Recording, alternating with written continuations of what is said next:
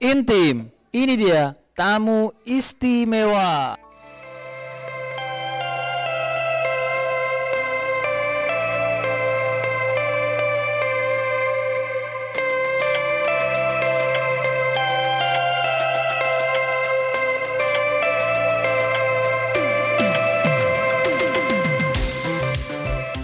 Maaf ya guys, ini agak pasif soalnya masih amatir kami. Kita jago di ruangan dan kita juga jago di lapangan. Kita raja di ruangan, kita raja di lapangan. So kalian masuk sekolah lebih tinggi apa perkuliahan baru tahu rasa. Kayak saya. Untuk yang kelas 2 persiapkan kelas 3, kelas 3 persiapkan untuk masuk ke jenjang berikutnya. Karena apa? Kalian tuh belum lihat ketatnya daya saing pendidikan di luar sana seperti apa. Malu kalau nggak bisa, malu, yakin. Assalamualaikum warahmatullahi wabarakatuh. Hai semua, kembali lagi di program Intim. Ini dia tamu istimewa. Channelnya MTS Negeri 8 Bantul, Matsadeba TV. Perkenalkan, nama saya Safira dan rekan saya Siwa Madani dan juga tamu istimewa kita Kak Erva Erviana. Hai semua. Kak Erva boleh perkenalan ke teman-teman. Sebelumnya assalamualaikum warahmatullahi wabarakatuh. Perkenalkan, saya Erva Erviana, alumni MTS Negeri 8 Bantul, angkatan 2019. Gini, salam kenal ya teman-teman. Salam kenal Kak. Salam kenal Kak Erva. Kak Erva, mau tanya nih, kesibukan kakak sekarang tuh ngapain aja sih? Kesibukannya kakak? Apa ya, kesibukan kakak sekarang tuh yang pasti sekolah. Iya. Dan sekarang kakak juga lagi mengambil ilmu untuk pendidikan akademik dan non akademik. Dan kakak tuh juga seorang atlet. Alhamdulillah kakak juga asrama di Wonokromo, asrama judo, Wira Mataram. Tuh kakak di situ ya latihan pagi, siang, sore, latihan untuk mencapai hasil yang maksimal. Oh iya. Oke. Kak Erva, sekarang kakak lanjut sekolahnya di mana? Alhamdulillah saya sudah menempuh kelas 12 atau kelas 3. Saya sekolah. Udah mau lulus dong berarti udah. ini. Saya sekolah di Man 3 Bantul. Yang dulu yang sering disebut Man Wonokromo, yang di dekat perempatan Jejeran itu. Kegiatan di Man sama nggak Kak sama di kegiatan di Iya, MTS? pengen tahu nih kami. Mungkin untuk sistem pembelajarannya tuh hampir sama. Mata pelajaran yang sama, ada Kidahlak, SKI, Al-Quran Hadis. Iya. Nah, tapi tambahannya karena di Aliyah atau di SMA itu ada tambahan jurusan. Kakak jurusan IPS, jadi ada tambahan peminatan seperti sejarah, ekonomi, sosiologi gitu. Untuk sistem pembelajaran mungkin lebih tinggi untuk yang untuk tingkatan SMA apa MA-nya itu. Kak mau tanya juga nih. Dulu kakak waktu MTS sekolah di MTS pernah jadi apa dulu? Saya dulu di MTS, nah cerita dikit ya. Saya itu dulu masuk MTS tuh telat 3 bulan. Jadi teman-teman yang lainnya udah PTS, saya belum PTS. Karena apa? Saya tuh masih di perantauan. Karena saya dulu SD-nya nunggu ijazah, cap 3 jari, legalisir, agak prosesnya lumayan lama. Tapi alhamdulillah saya sudah didaftarkan ibu saya di MTS ini dulu. Jadi nama saya udah ada, tapi saya belum ada. Jadi teman-teman kelas 7 itu mereka udah PTS, udah ngerjain tugas-tugas, udah tapi sampai belum sama sekali saya. Jadi apa gitu. Jadi tinggal ngikuti pembelajaran gitu.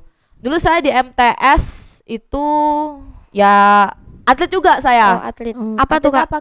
Atlet saya kelas 7 itu atlet lari, kelas 2 masih lari, kelas 3 tolak peluru. Nah, gitu. Saya juga ya dikatakan aktif ya, super aktif sih dulu. Saya ikut organisasi, OSIS, terus ekstranya tuh bola voli, terus atletik gitu. Dan dulu yang untuk atletik alhamdulillah sih ini pengalaman pertama saya di Jogja. Saya bisa, bukannya apa, saya alhamdulillah prestasi juga di Porkap Kabupaten Bantul tuh alhamdulillah dapat juara 2 untuk atletik lari 400 putri itu. Wah, hebat banget kan. Karena apa? Karena dulu Delingo khususnya MTS Negeri 8 Bantul atau MTS Muntuk tuh terkenal banyak atletiknya, baik atletik lari maupun lompat jauh. Itu yang terkenal pasti atletik. Karena apa? Pandangan mereka anak gunung pasti kan fisiknya lebih apa ya, kuat gitu. lebih kuat gitu, lebih wow gitu. Ya dulu saya ikut organisasi OSIS. OSIS itu saya diamanakan jadi wakil ketua OSIS. Wakil OSIS. Satu periode, abis itu periode selanjutnya saya nggak ikut nggak nyalonkan lagi. Saya lebih jadi anggota aja lah gitu. Udah tahu gimana tapi ikut kerjanya, sistem kerjanya tetap ikut gitu. Tapi ngomong-ngomong, kakak dulu angkatan tahun berapa ini? Alumni angkatan tahun berapa? Tadi di awal saya udah bilang angkatan tahun 2019. Oh iya deh, lupa. Maaf lupa ini. Aduh. Ini menurut Kak Erva nih, penting mana antara akademik dan non akademik? Bagi saya semua itu penting. Karena apa? Dari lihat apa namanya penempatannya. Akademik ya penting, non akademik ya penting. Karena saya sebagai atlet juga mempertaruhkan nilai saya. Saya berani di lapangan, saya juga berani di ruangan. Ada yang pernah bilang kalau di Tonti itu kita jago di ruangan dan kita juga jago di lapangan. Kita raja di ruangan, kita raja di lapangan. Seperti itu. Walaupun saya ya, kalau saya tuh anaknya betul masuk kelas tuh bisa dihitung.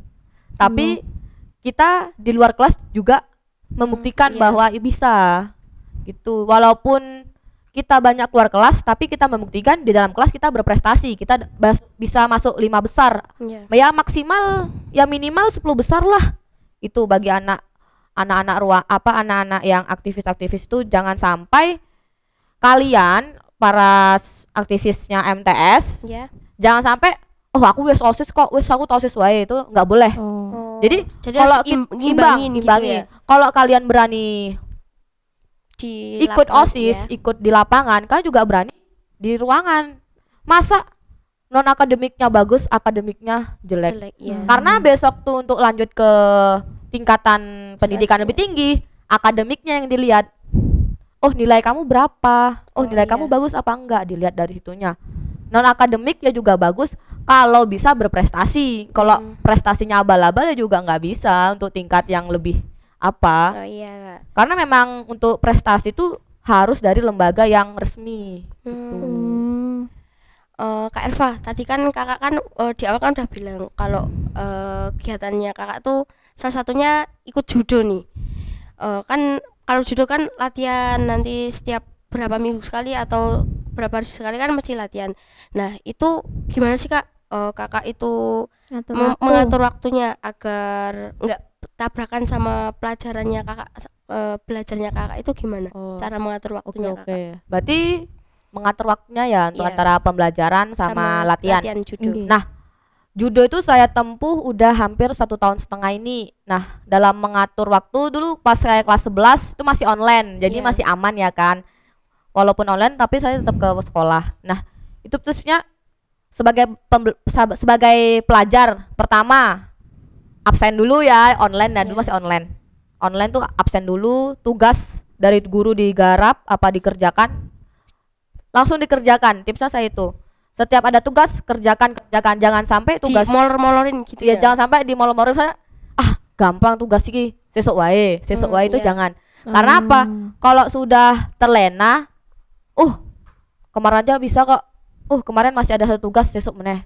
Jadi makin lama tugas tuh menumpuk. Misalnya satu hari itu ada 3 mapel. Pasti kalau online setiap mapel kasih tugas. Kali anak MTS kan nggak ada Sabtu libur. Jadi kan full 6 hari. 6 kali 3 aja 24. Nah, tuh bayangkan. Tuh teman-teman. Jadi kalau bisa jangan mulur-mulur waktu atau menumpuk tugas. Iya, menumpuk tugas. Jadi tugas apa aja langsung kerjakan, langsung selesai, langsung deadline hari itu langsung kasih ke gurunya gitu. Betul sekali nih. Patut kita contoh Kak Erva. Iya. Kak Erva, prestasi apa sih Kak yang Kakak capai akhir-akhir ini? akhir-akhir ini. Karena angkatan saya angkatan corona, jadi event tuh nggak ada. Event tuh belum ada. Karena ya efek pandemik tuh kita atlet ya merasa dirugikan gitu. Nah, jadi selama pandemi itu kita atlet ya bisa bersaing di akademik. Nah, selama pandemi itu sama sekali nggak ada event. Event terakhir saya ikutin itu kejuaraan tolak peluru, itu pas tahun kapan ya? Saya kelas 3. Kelas 3 MTS tuh. Itu penorehan terakhir saya di MTS. Itu juara 3 tolak peluru putri. Tuh. Terus yang belum lama ini tahun lalu itu karena masih pandemi udah mereda. Itu pekan olahraga pelajar. Itu alhamdulillah untuk cabur judo bisa menoreh dapat juara 1 di kelas 63 kg putri. Wih, tepuk tangan untuk semuanya. Itu yang pas masuk kelas 3.